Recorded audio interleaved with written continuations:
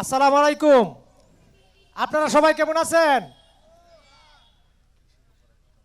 হ্যাঁ, জি। আমরা আজকে আমরা এই অজপ্রাগ গ্রামের লোক। আমরা কৃষকের সন্তান, আমরা নিজেরাও কৃষক। আমি একজন খামারি। আমার গরুর খামার আছে, আমার মৎস্য খামার আছে।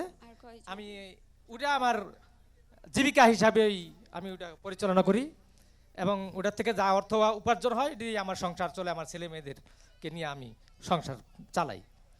আজকে যে কথাটা আমার আগের ভাই বলছেন, আমি অত্যন্ত আনন্দিত এবং খুশি।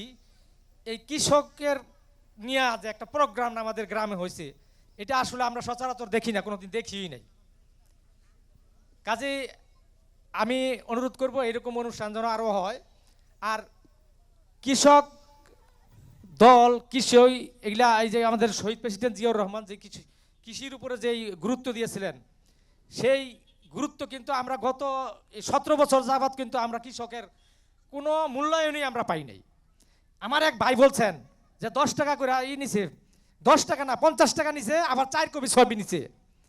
এতে দেখা যাচ্ছে প্রত্যেকটা কৃষকের বেশ কিছু 1-150 টাকা ব্যয় হয়েছে। এটা যদি আমরা সারা দেশে হিসাব করি, হাজার হাজার কোটি টাকা হয়ে যাবে। এই টাকার কিন্তু বলছিল আমাদেরকে কৃষকদের ভর্তুকি দিবে। কই, আমরা কেউ কোনোদিন 10 টাকাও ভর্তুকি পাই নাই। কৃষকদের ওই ছবি উড়াইতে, আইডি কার্ডের ফটোকপি করতে, আবার 10-20 টাকা যা দেওয়ান লাগছে দিতে, যা গেছে সব ওই লস। অর্থাৎ কৃষক সম্পূর্ণভাবেই বঞ্চিত। আমরা এই আজকের অনুষ্ঠানের মাধ্যমে অনেক কিছু শিখছি, আরও দেখবো, হয়তো আরও শিখবো।